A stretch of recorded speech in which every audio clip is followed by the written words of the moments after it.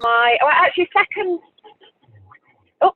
time on one of these calls, but I was very quiet last time and just very much kind of listening. But I met Jessica, oh gosh, I can't even remember Jessica, but probably via Facebook, I think. I think so, yes. Yeah, so probably a year ago now. My husband, Matt, is 44, and he was diagnosed with a GBM completely out of the blue in March of last year. So we met Jessica over the internet, and we FaceTimed, and then we were lucky enough to meet Jessica in London quite a few months ago when she was over to talk about our brain bank launching in the UK.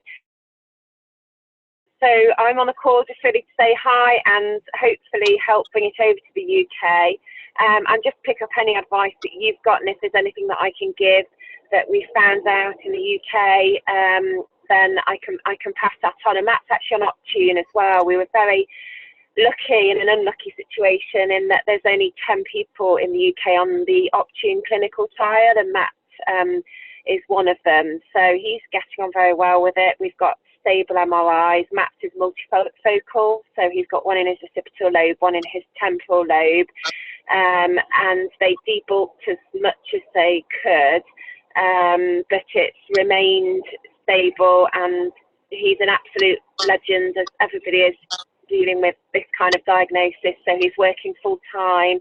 He sends his apologies for not being able to come on the call today, but he's going to try and get on future ones. He's on another conference call at work. So yes, hi everybody, and hopefully you'll see my name a little bit more on Facebook, because I've things have settled down a little bit now. It was all a bit of a whirlwind initially, but yes, I'm so pleased you've invited me on, and I hope I can help other people.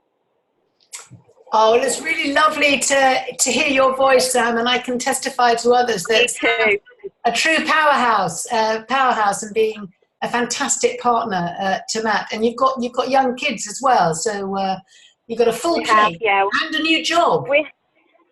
Yes, just 2 days a week with AIG actually. So they've been amazing, and it's very flexible. So and it's a nice distraction, and of course it gives us a bit of extra money to do those really nice treats and making memories with the children. And in fact, I've just come out of a meeting 2.5 hours away from home with one of the best pre-bereavement counsellors we could have in the UK. She was amazing. So I'm really keen, as well as driving forward a cure for GBM and everything else around it, but also for support for families.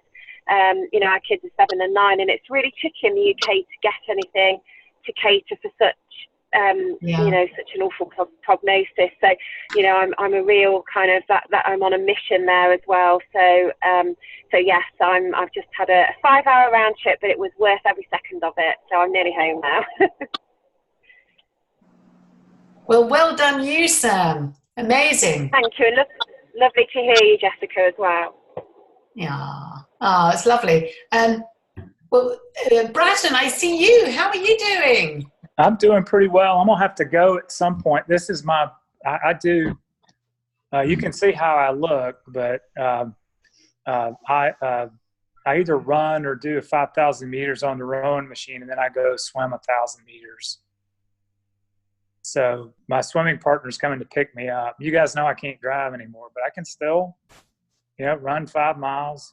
I ride my bike 10, 20 miles. So people wonder why, if I can't see well enough to drive, how can I see well enough to ride my bike? But I stay in the bike lane. I only hurt myself. No, you're a superstar. I'm hoping after I'm starting, I've had this recurrence, had this surgery since I saw you last, and I'm going to have another surgery next week. So I'm joining this polio trial. Oh, really? Yeah, because after the recurrence I had, I was looking around madly for options. The two things that are happening at where I'm treated at Columbia is they're doing they were able to get enough tissue from the new surgery to do there's a kind of deeper dive analysis than is possible from the Foundation Center report now. And so we're waiting for the results of that to see. I think often in recurrence, there are actually more mutations in the cancer, which gives more hope that maybe some of those will match with treatments for other cancers. But also they're doing an N of 1 trial, which I had never heard of, but just share it for people. So it's like the opposite of a regular trial. A regular trial, you have 100 people, for example, testing one drug. In an N of 1, you have one person testing 100 drugs. Oh. So that's quite interesting. But obviously with recurrence, the cancer can come back more aggressively, so time can be shorter. So Ed and I embarked on a kind of furious frenzy of consultation. And we talked to people in the UK. Sam, there's some people I'd love to connect you to as well.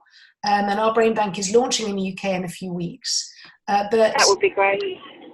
There does seem to be quite a lot of innovation coming out of Germany. Many of you will have heard of the DC Vax you can get in Germany, although it is $250,000, a lot of money. But there is also a company called CGAT who will take your tumor tissue and develop a bespoke vaccination for you for your body. There's very little research to suggest whether this works or not, but it is something to be aware of. Anyway, we then also consulted with Dana-Farber because I live in New York and it's just up the road. And we met with David Reardon, and he said, completely unexpectedly, he said, because of the location of my tumor, which is relatively near the surface, and because it's quite small, he thought I'd be a very good fit for the polio trial.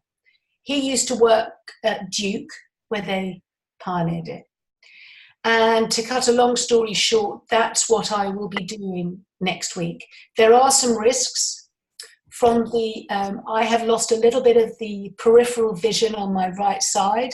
It doesn't really bother me. That's, hey, I live it every day. So. Well, I was thinking actually, Bratton, I want to talk to you about that because there is a risk with the surgery. They're going to they make a little hole and they put a catheter in. Now I have the original cavity, which is where the cancer occurred, but there's also a deeper spot. That was too dangerous for surgery, but they're going to go after that spot with this catheter because their hope is that because there's a bit of cancer there, they can provoke a bigger immune response as a result of the polio virus that will hit a bigger area. But of course, the risk is that I will lose more peripheral vision, and it's also not a million miles away from speech. Oh. Yeah. So, there's a risk reward. Do I do this, risking maybe losing a bit more vision, maybe having an impact on speech? But then the reward is like, say I'm a perfect candidate and that this is a perfect window right now. So don't wait because it could grow back bigger. It's already grown a bit since the surgery just 2 weeks ago. So we decided to do it, but there is a risk. Well, the way I always look at it, I was told I might be crippled, and I figured if I could see my daughter graduate college in a wheelchair, that was worth it. So if you have a hard, and I have one pretty, I keep up with most of the people I've met, and I have one buddy who I keep checking. He's having a hard time talking to me on the phone, but he's hanging tough. Yeah.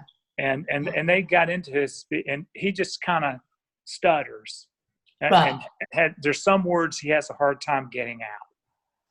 But I said, don't worry about it, Jim. I'm glad you're doing pretty well. But I have one good friend who, has become a good friend. I don't know if you guys know, but I have about, I have 30 people on my prayer list, and about 50 of them are GBM patients. Mm-hmm. And if I'm not sure how you're doing, I call you or send you a note. So if you get a note from me, and Hal, if you're on here, the reason I called you is she on the call? Hal? Can't see. I saw she was invited, but she didn't answer. So if you know how she is, let me know. I was checking on her last night. So, are you there? Okay. But if anybody needs prayers, let me know. And I do think that, positive thoughts help, the person and yourself. So that's at least my theory. Yeah. We'll see if it's true. Well, my view is like positive thoughts help today. Let's hope they help tomorrow as well. But they help today. Yes. Yeah. Jessica, Matt has a real great loss of peripheral vision because his tumour, he's the largest one, and which is how we knew that there was an issue because he lost his peripheral vision, his lower left quadrant.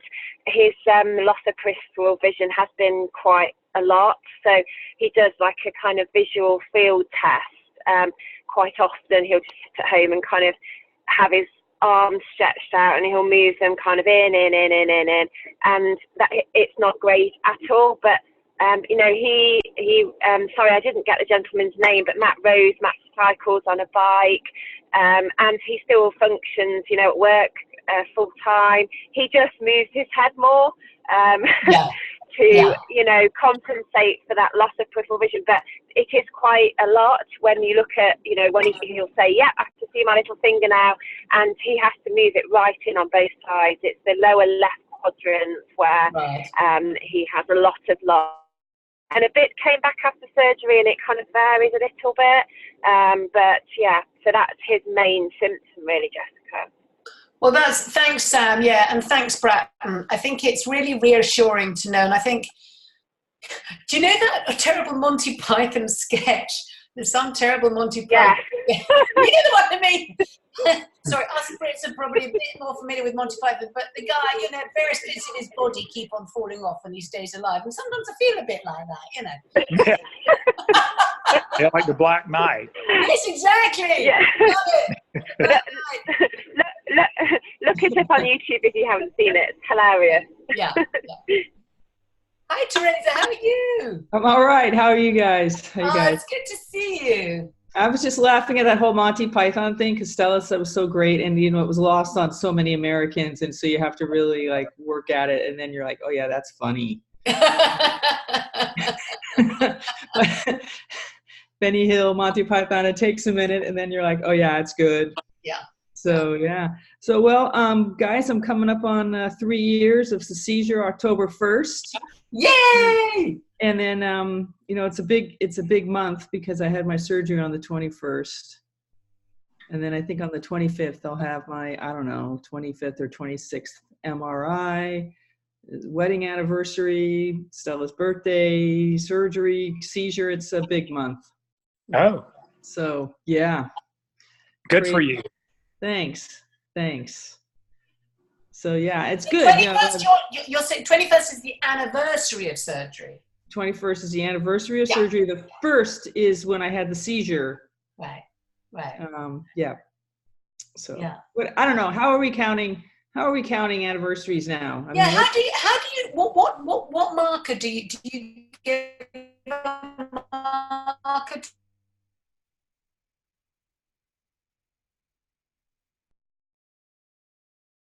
There was 100% of the tumor and a centimeter margin all the way around. So that's kind of how I mark my anniversary. But I wasn't sure what everybody else does. I was just curious. I do as many as possible. I do my 3 year from the first time they were trying to figure out what I had.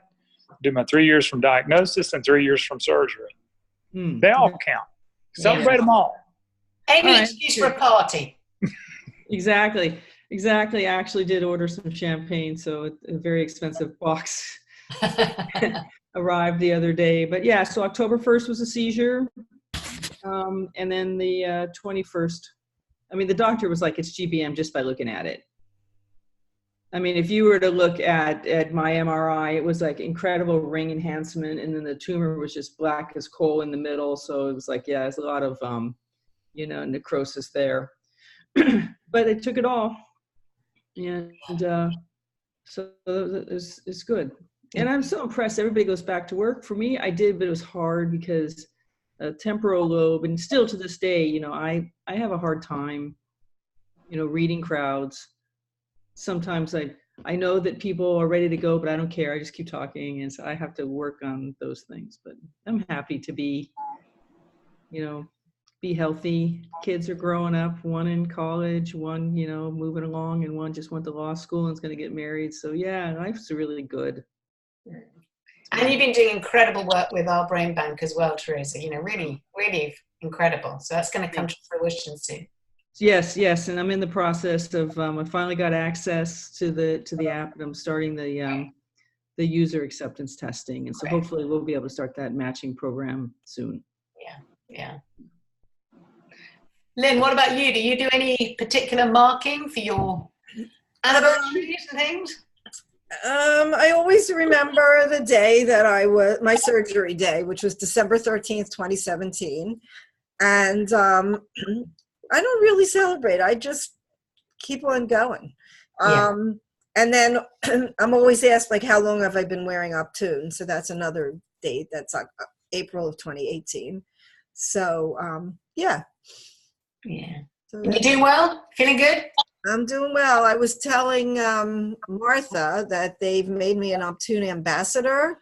Ooh! So they're keeping me really busy. Yeah. In fact, I have a webinar later today at 7 p.m., like, where people are going to call in and ask questions. It's me and another woman. And I was in an Optune ambassador convention in October, a couple weekends ago. And my husband is becoming an Optune caregiver ambassador. Fantastic. So, yeah, they're sending us all over the place, and it's fun, but I'm busy and it's exhausting, but I feel like I'm helping people. So that's good. Yeah. Well, I hope it can become more widely available for people. We have in the UK, we've secured charitable status.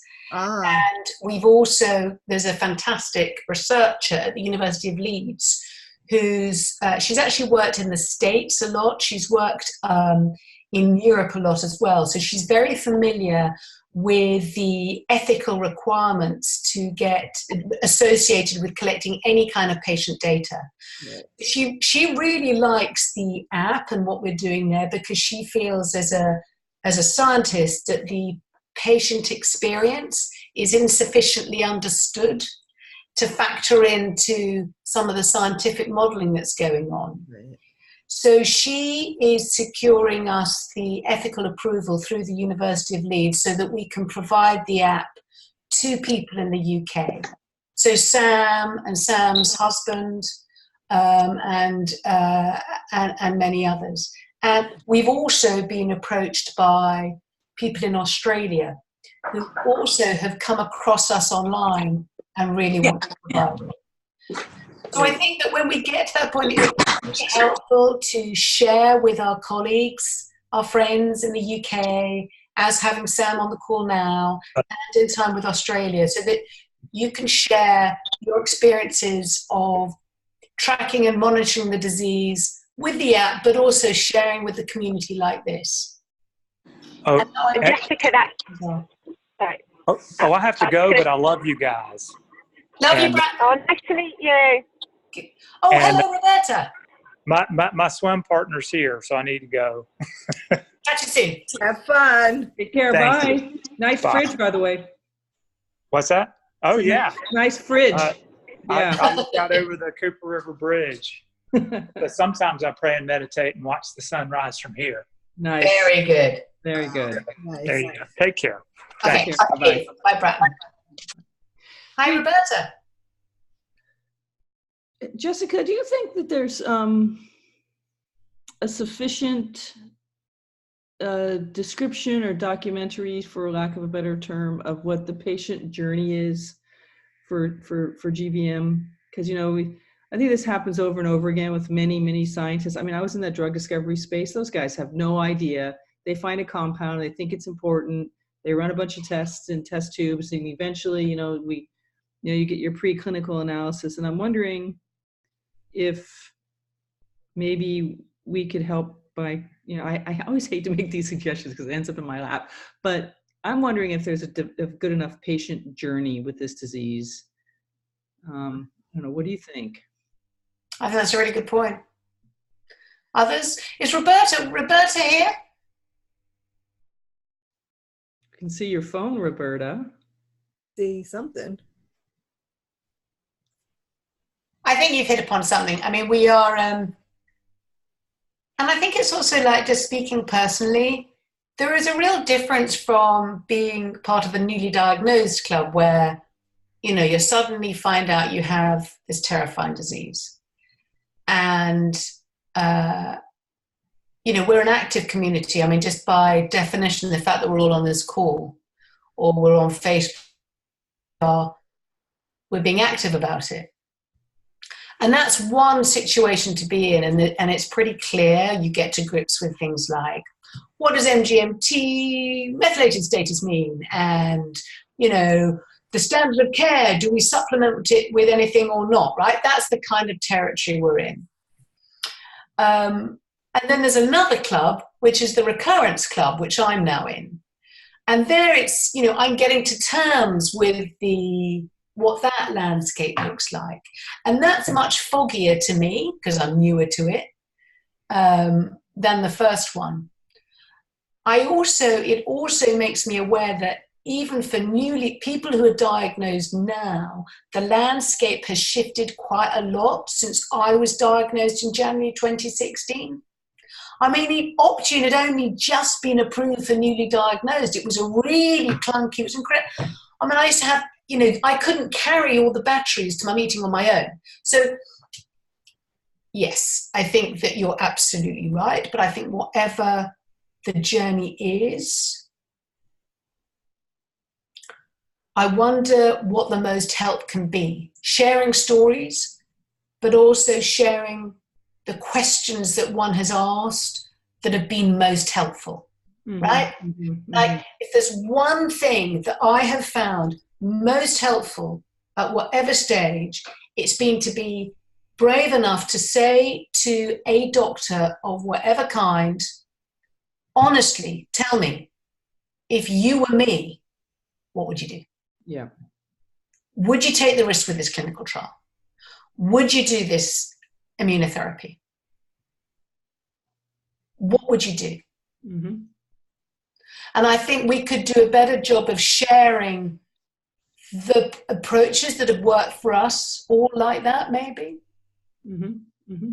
Or, also like, basically, if I didn't have a very helpful and inquiring partner, I mean, the amount of work that we just did to go through finding what's out there.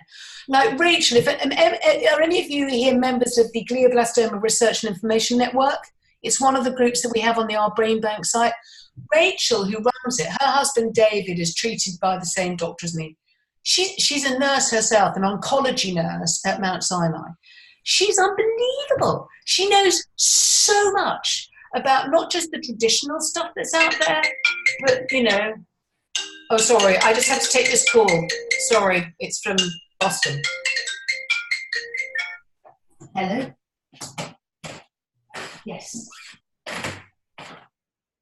So to me, it sounds like maybe it's something that we should consider as a group, the most, fundamental for scientists that are doing this research about, what does a patient go through from the very beginning or the first symptom. Oh, so is my surgery on the 13th? And then, so I need to be. And the next phase is like, how do we, help patients cope? So I think it would be really important. And I'm sure that there's some things out there that some pharma companies have assembled, but and I need to be a full day before. It's, to me, it's just there's so much doom and gloom that maybe having some more information for patients and physicians and research scientists would be helpful.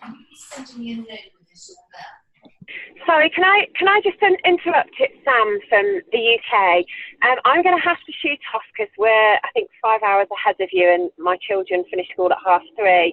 But just that last point, that's probably something I feel, the most strongly about, behind kind of treatment plans for GBM, just access to information like that, and you know, whatever age bracket you fall into, you know, families like us, we're in our 40s with a 7 and a 9-year-old, or, you know, whether that's a grandparent, and, you know, all the different kind of demographics. But I'd be really happy to do whatever I can from the UK. But I'm just going to have to jump off the call now and say goodbye. And thank you so much for having me on.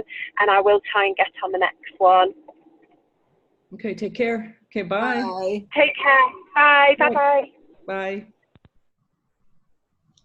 I'll pop in while Jessica's on the phone, and we're getting ready to revamp our website. And one of the things we really want to do is capture these kind of stories, experiences.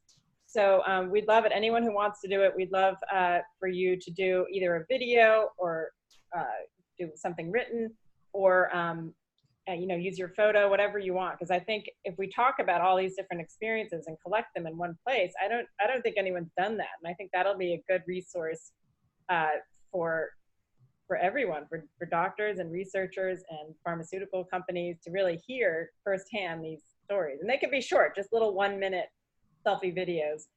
And then maybe even we could pull them together on our YouTube channel, and all, you know, edit them all together in one place. So we'd love to have input from everyone on that. Okay. Yeah. I mean, and I think just, you know, the fact that we come across people, it's infrequent. I don't think totally rare, that have some, you know, really, I would say substantial survival, you know, long-term survival. And it's really so positive and helpful for people, you know, to see 5, 10, 19 years, and you're like, really? They said 6 months and I was bank accounts or you know, whatever. By the way, Lynn, since you're a spokesman for Optune, you might want to ask them for some equity as the stock is going through the ceiling. My little capitalist person came out, you know. It is and it's not. I heard it had a little drop, but so according to people I've spoken to, it's still speculative. And I asked my doctor about that, and he said it's speculative. And the reason it's going through the ceiling is because it's now approved for mesothelioma, where they put it here and under your arm and in your back. And then they also, now it's in either number 2 or 3 trials for pancreatic cancer. So that's why, you know, they're using it on different solid tumor cancers. But he said it's speculative because at any moment, something can come down the pike that'll just wipe it out. It'll say like, oh, well, you know, that'll just take over. It could be a drug. It could be, and hopefully a cure. And then it'll be going through the roof. And they're not, and they do offer me honorariums for speaking, which I can't take because I'm on private disability for another couple of months. And I can start getting my honorariums, but they pay all my expenses. They took us all to Chicago, 100% paid, you know, completely paid for me and my husband and another 30 some people. So that they do, but equity in the company would be great, but yeah. Yeah, maybe they can find some sort of meeting in Spain or Rome or something. Exactly. Well, I'm going to Israel, and that's where it was invented. Nice. So I said, if you need somebody in Israel, I'll be there. And they said, no, we don't send people that far away because they don't want you. They don't suggest that you take a plane ride that far, but it's okay. I mean, they said okay, but I did meet the guy who designs it. It's not the inventor, but the guy who designs it. He came to this meeting in Chicago. He came from Israel, and I have his card, so I'm contacting him, and I'm gonna see him when I'm there. I'm gonna get to see how they test it over there, you know, with the mice and stuff. They put it on little mice, and that's how they test it. Unbelievable. Yeah. Well, you know, you can just say, like, you know, at the front of the bus, a long haul is just like sleeping in your own bed. I know. So they shouldn't really be concerned about the distance. I know. It's an 11-hour plane ride, so. But brutal. It's brutal. I know. I've done it many times. I know. Just came back from Singapore, 16 hours. So I was very early the day before. Seek about how that process. So it was, and partly just through, you know, like what you pick up. I'm very happy with my neuro-oncologist, Fabio Iwamoto. He's done a very good job. I mean, I was nearly 4 years without recurrence. But when it came back, I thought it would be good anyhow to check out. And at a meeting with him, he said, yeah, I think you should go. And I said, I was thinking like of maybe checking with Howard Fine, who's at Weill Cornell, works with Fabio, but that's part of the New York sort of scene. Howard Fine has recently published results where he's trying to actually grow brains in Petri dishes. And then, give them glioblastoma. So he's got a reputation as at the forefront of the scientific inquiry. And there's a woman called Nancy Kuhn, who, Meredith, she's on the board of our brain bank. And she is a 5-year survivor. She's had a number of recurrences. She was treated at Memorial in New York. She's now switched to Dana-Farber in Boston, but also Howard Fine. And so she's been a great source of confidence that, when you have a difficult disease, at any point you can seek alternative opinions. So that's what happened. We booked to go up to Boston to see David Reardon. And we also booked to see Howard Fine, but we then cancelled that because once we decided on the polio virus, there was little point in going elsewhere. But I do think it's just to encourage, when you've had a recurrence, at the moment, we don't have any good path. No. Does your oncologist, Dr. Iwamoto, does he agree that you should go? Yes, he does.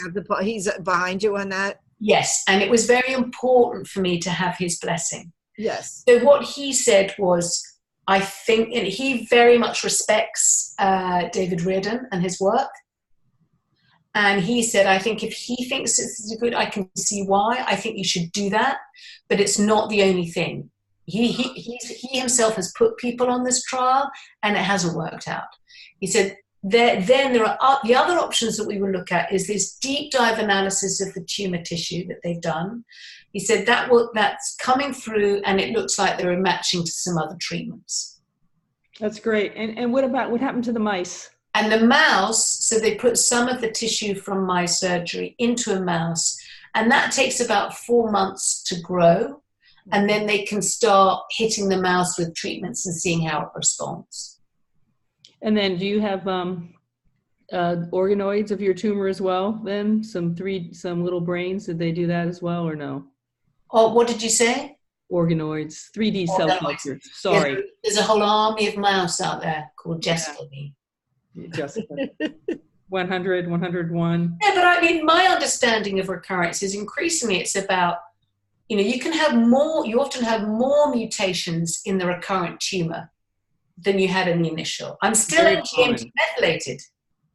Yeah, I think that's very common. I've done for 2 years, so I mean, I might go back on Tanadar and Avastin or Lomustine. Yeah. Will you go back on Optune, do you think? Yes, I might try that as well. I mean, the reason I stopped was because of the terrible sores on my scalp. Right, but maybe it won't happen again. So all those things will be looked at again. But I think that there's nothing that seemed to me, well, the truth is, if you've got one of the world's leading neuro-oncologists saying you have a window of opportunity to take advantage of something where I think you're the perfect candidate and it's the perfect time, it's quite hard to say no to that. Yeah, totally hard to say no. So there's the GBM, that information network that you were talking about. And again, I'm wondering from our journey perspective, how do we, because like we're lucky, right? Because we're affluent, we're educated, we're in like metropolitan areas. So how, I just get exasperated on a daily basis dealing with rural or suburban physicians that don't have all the details at their fingertips. So how do we again, that's the journey, the pathway, terrible things where maybe that's something we can put on our Brain Bank's website is all the various things that are available now you should look into. And if you don't have that resources to get there, apart from clinical trials and the matching, it's how can we broker relationships or introductions with a patient and their insurance to a physician. because physicians are resistant, because until a company demonstrates clinical utility, if they're conservative, they don't want to like encourage their patients to do anything. And I'm surprised. I mean, I'm really learning that now with a separate, completely different disease that I'm not associated with physically, but that's something I'm engaged in. And I'm like, wow, these guys are really reluctant. And the only way that things are happening is because patients are demanding it. Absolutely. Yep. So how do we I think again, this is part of what we're doing at our brain bank is, but I think we need to kind of continue to encourage patients to demand, better care, more options. Yeah, no, definitely. I mean, I'm meeting with the International Brain Tumor Association and the National Brain Tumor Society in a month or so. So, we did that patient charter survey. Mm-hmm. No media picked it up. I mean, that was a bloody pain in the arse. It's really up to us. We need to kind of spread the word. I think we need to really put this out. Anyway, meeting with them to develop a kind of, it's Martha's brilliant idea, a kind of Bill of Rights or a patient's charter, Mm-hmm. which would work globally, which would be like, here's fundamental principles that should underline good practice when it comes to glioblastoma, wherever you are, whoever you are. Sorry, I might have to leave again. I've got another call coming in. Yeah. Did you guys read that book, How to Survive a Plague? What's it? How to Survive a Plague. It's like, was all the insanity with HIV, Reagan, refusing to even say the word and all that stuff. It was just what these guys did to, get treatment. And it was really a very, very patient-driven movement. Yep. It's a great book. I mean, it's alarming and infuriating, but you're just like, wow. Yeah. Interesting. Does anybody, maybe Jessica knows, but have you heard of this GBM Agile, AGILE? Yes, I do know about that. It's a really, really good thing. It's a clinical trial that's trying to sort of look at the fact that at the moment, the clinical trial system doesn't really work for a disease like glioblastoma, which constantly changes, and therefore treatments constantly change. Right. So it's in the name, it's agile. What it means is it can adapt. It can adapt according to how your journey adapts, and it can take that into account. So it's a new trial model. I think that it's a really good thing to take to be involved in order to help give the evidence that actually you can have a really sound, scientifically proven trial that can switch around. But I don't think on its own it's necessarily going to be a curative thing.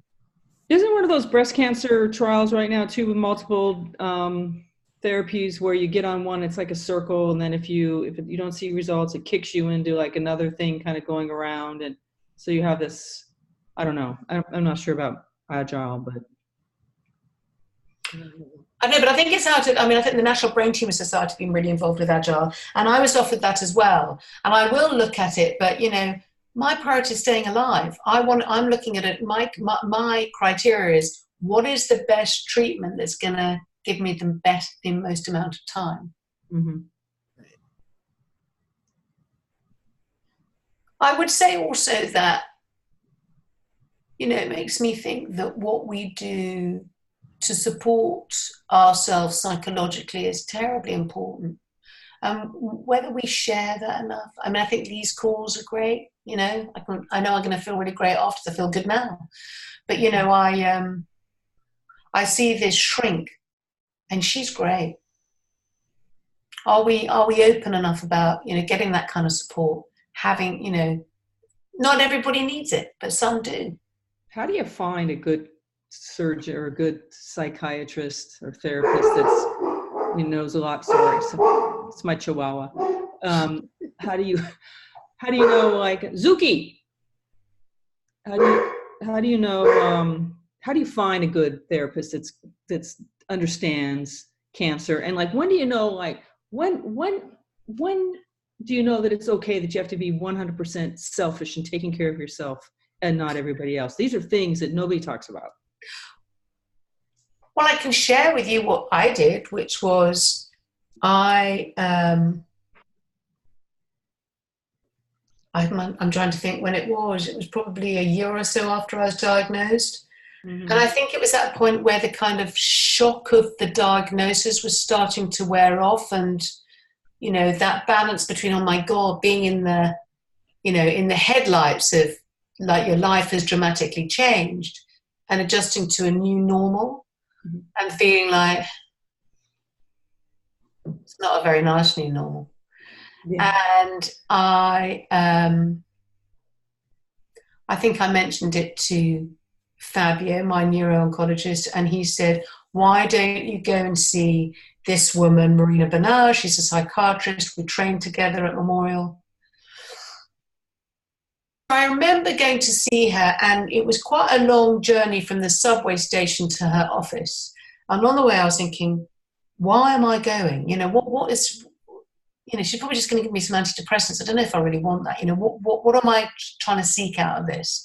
And it's like, I don't have a hard problem talking about how I feel. So what is it? Yeah. And I realized that for me, I just needed an element of hope. Mm-hmm. And there was one time, because my doctor's quite softly spoken. So he's not one of those people who comes and says, how are you? Blah, blah, blah, blah. He'll say, how are you? Got a very strong Brazilian accent, quite hard to understand him.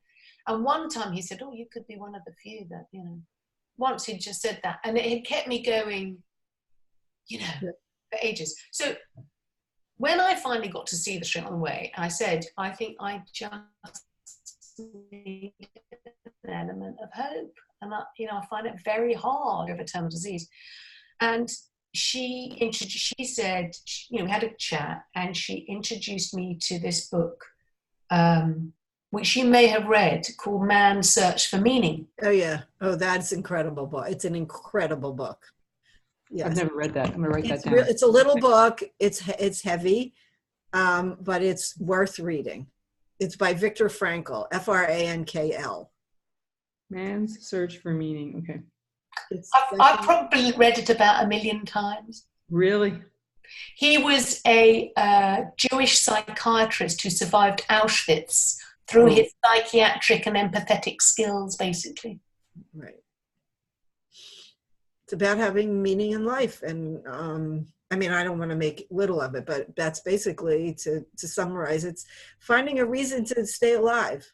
They say that a lot of the Holocaust survivors, the reason they stayed alive had a lot to do with attitude and belief and like inner strength, not so much their physical abilities.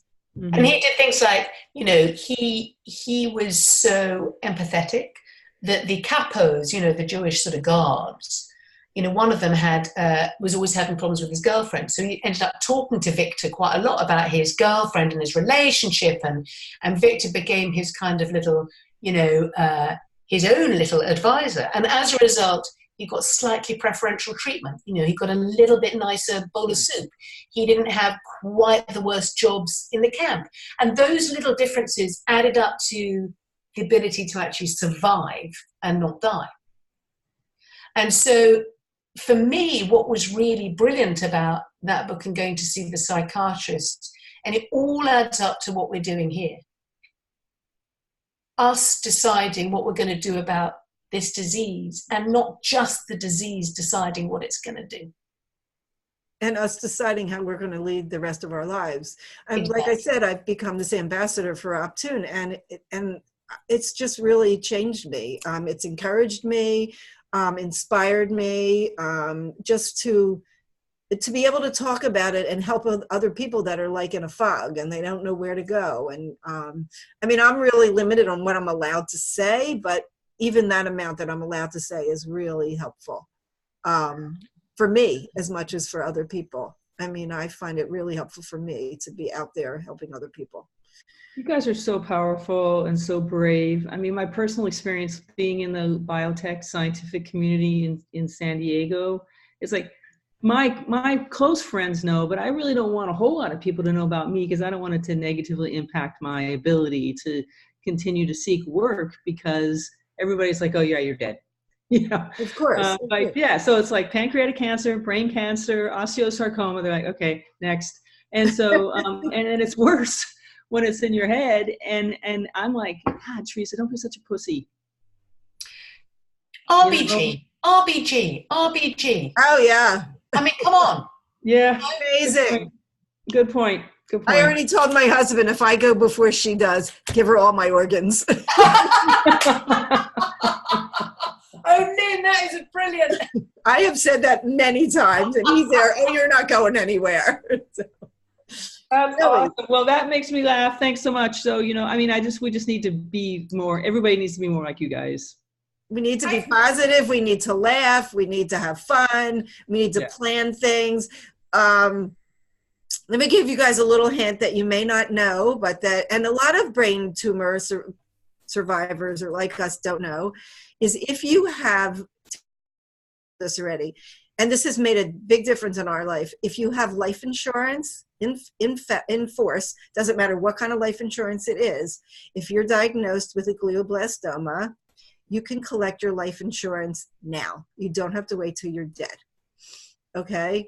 And we took my life insurance. I'm very happy to watch my children enjoy it now while I'm alive. We paid off all our bills. I mean, this is where I'm going with this, is that I told my husband, if I do this, you have to promise you're not going to work as hard and we can spend more time together and do fun things. He goes, you plan it, I'll be there. So, it's changed our lives. I mean, it wasn't $1 million, but people do have $1 million out there in life insurance. So, I mean, mine wasn't my husband has more because whatever, but but it was. I didn't know that. That is actually. It's information. Wow. And when he first suggested it, when I was only a few months after diagnosis, I said, no, that skeeves me. I don't want to do that, because I didn't know how long I was going to live. But then recently we discussed it and it really made sense. We paid off all our bills. Our cars are paid off, our mortgages, everything's paid off. And we just have like our electric bill and our condo fee and things like that, like the regular monthly stuff. But he doesn't have to kill himself now. He's a life insurance agent, so he can work when he wants.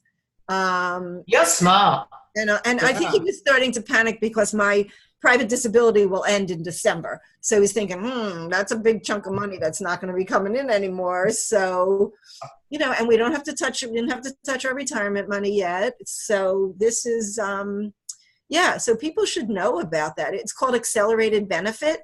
And if you don't have it, you can add it and then claim it. And some insurance agents will say, oh no, you have to, if you live, well, your doctor has to write and say you're going to die within a year. Well, my doctor said, I know this isn't going to be true, but I'm going to write this because I know he'll do anything to help me. So it's not a lie because it's glioblastoma. And as soon as my husband called the insurance company, they said, oh, well, that's a shoo-in. That diagnosis is a shoo-in for being allowed to get your insurance.